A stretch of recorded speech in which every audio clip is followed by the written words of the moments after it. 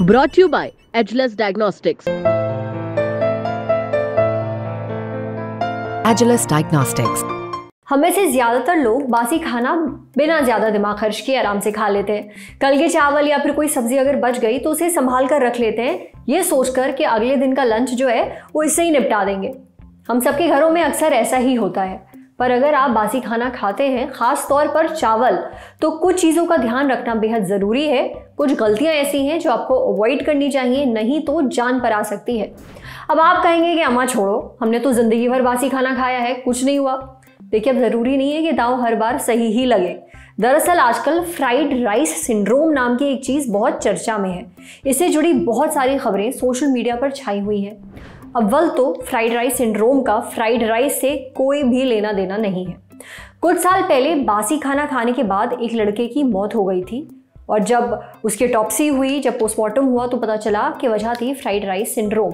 क्या है ये फ्राइड राइस सिंड्रोम, इससे क्या होता है, ये सारी चीजें जानेंगे आज के एपिसोड में।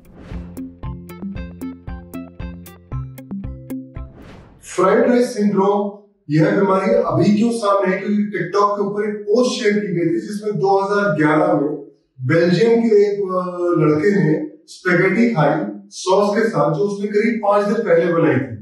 उसने वो स्पेगेटी खाई, उसकी थोड़ी तबीयत खराब हुई, उल्टियां हुई और वो सो गया। जब सुबह उठे तो वह मृत पाया गया, और जब उसका पोस्टमार्टम किया तो हमें पता लगा कि एक्यूट लीवर फेलियर में था।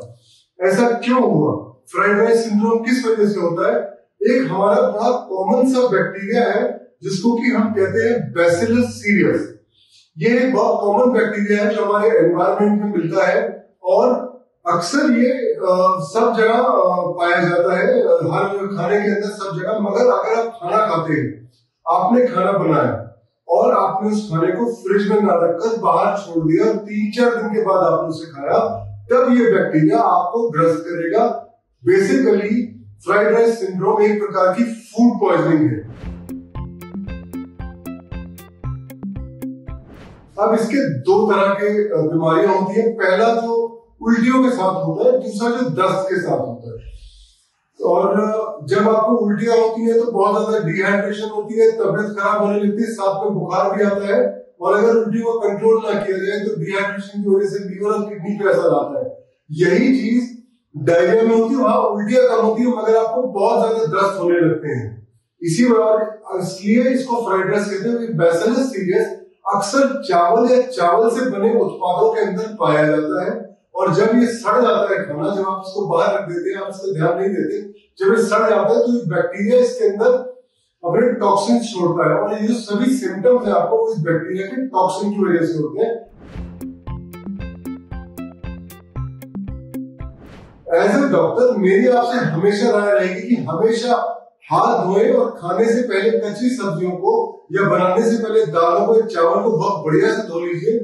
दूसरा, बासी खाना ना खाएं।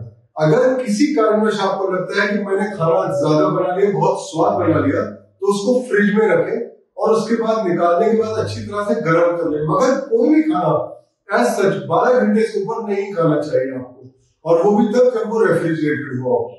इसीलिए फ्राइड राइस सिंड्रोम कोई बहुत खतरनाक चीज नहीं है। ऐसा नहीं है कि आप बाजार में जाकर फ्राइड राइस खाएंगे और आप बीमार हो जाएंगे। तो ध्यान रखिए, यह सिर्फ एक फूड पॉइजनिंग है जिससे बचाव आपके अपने कुछ ध्यान देने से हो सकता है। अगर आप बासी खाना खाते हैं तो भाई इस बात का ध्यान ज़रूर रखिए कि बचा हुआ खाना तुरंत फ्रिज में रख दीजिए। दूसरी बात, कभी भी खौलता हुआ गर्म खाना तुरंत फ्रिज के अंदर मत रखिए, उसे कुछ देर बाहर रहने दीजिए, रूम टेम्परेचर पर आ जाने दीजिए, उसके बाद तुरंत फ्रिज में रख दीजिए। क्योंकि अगर आप बहुत गर्म खाना, खौलता हुआ खाना तुरंत फ्रिज के अंदर रखेंगे तो फिर ये खाना सड़ जाएगा। एक बात और, सर्दियों में हमें अक्सर ऐसा लगता है कि भाई खाना ख़राब नहीं होगा इतना जल्दी, तो 2-3 दिन जो है ये खाना चला लेते हैं। इसलिए ये नहीं करना चाहिए। बासी खाना बहुत सोच समझ कर खाइए, क्योंकि कोई गारंटी नहीं है कि ठंड में खाना जो आप खा रहे हैं 2-3 दिन पुराना वो ख़राब नहीं हुआ है, जस्ट बिकॉज आपको ऊपर से कुछ दिख नहीं रहा है या फिर स्मेल नहीं आ रही है। अब बढ़ते हैं सेहत के अगले सेगमेंट की तरफ, तन की बात।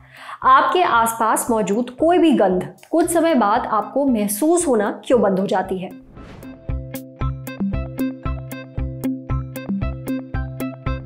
अच्छा, आपके साथ भी कभी ऐसा होता है क्या?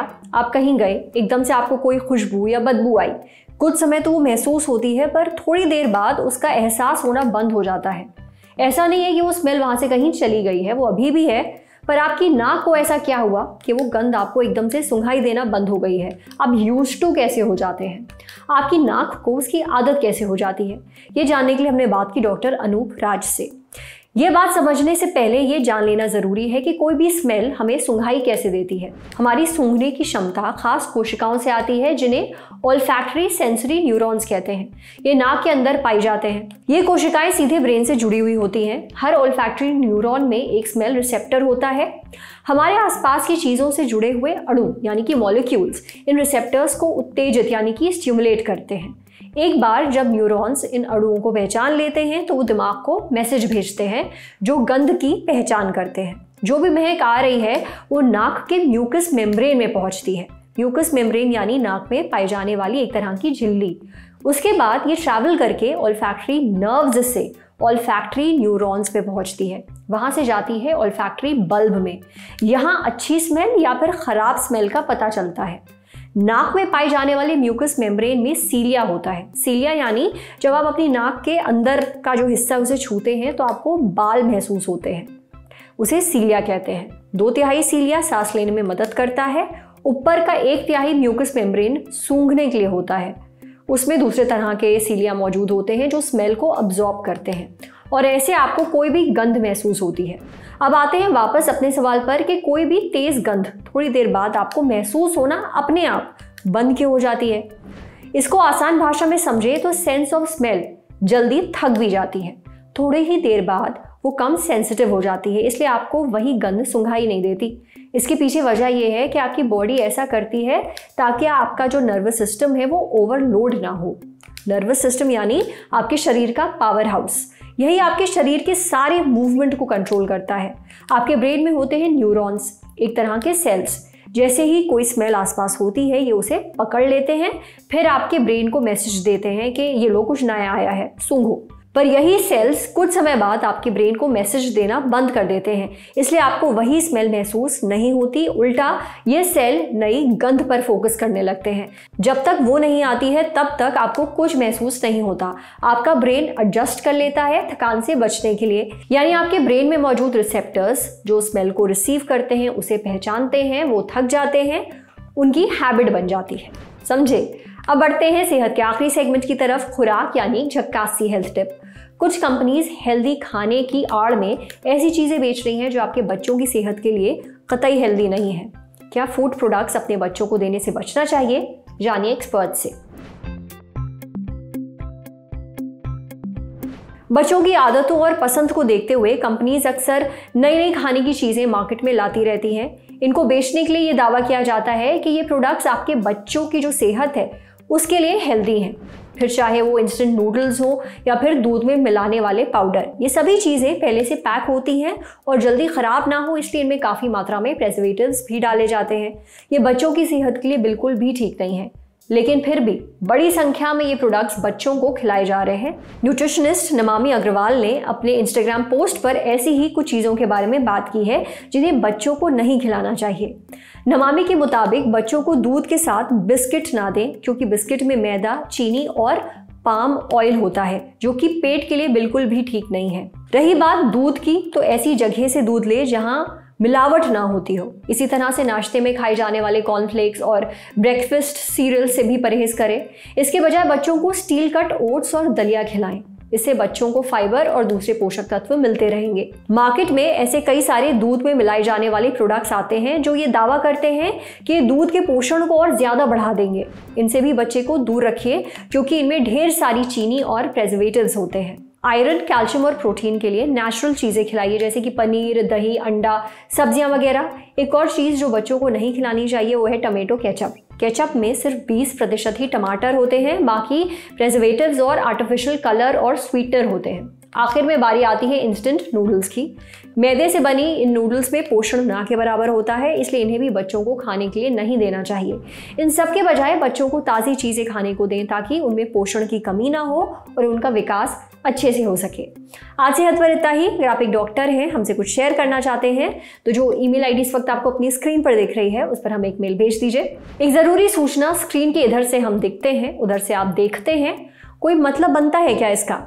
प्रकृति के दिए उपहार हैं आंखें, कान, हाथ, पैर और एक दिमाग। तो दिमाग को कहिए कि बाकी अंगों को भेजे आदेश और आप करें ललन टॉप अड्डे में प्रवेश। क्या है कि दिल्ली में फिर से डंका बजेगा, एक से बढ़कर एक सेलिब्रिटीज के साथ मेजर ध्यानचंद नेशनल स्टेडियम में अड्डा सजेगा। बिजी बहुत होंगे पर 24, 25 और 26 नवंबर को थोड़ा समय निकालिए, पहुंच जाइए। एंट्री फ्री है, बस ऐप या फिर वेबसाइट पर एक बैनर क्लिक करके रजिस्ट्रेशन की फॉर्मेलिटी पूरी कर लीजिए। सूचना समाप्त। शुक्रिया। जिंदगी 365 दिन बहुत बिजी रहने वाली है, लेकिन ललन टॉप अड्डा सिर्फ 3 दिन रहने वाला है, 24, 25 और 26 नवंबर 2023। पहुंचिए दिल्ली के मेजर ध्यानचंद नेशनल स्टेडियम में। एंट्री फ्री है, सिर्फ आपको ललन टॉप की ऐप या वेबसाइट पर एक बैनर पर क्लिक करके रजिस्ट्रेशन कराना होगा।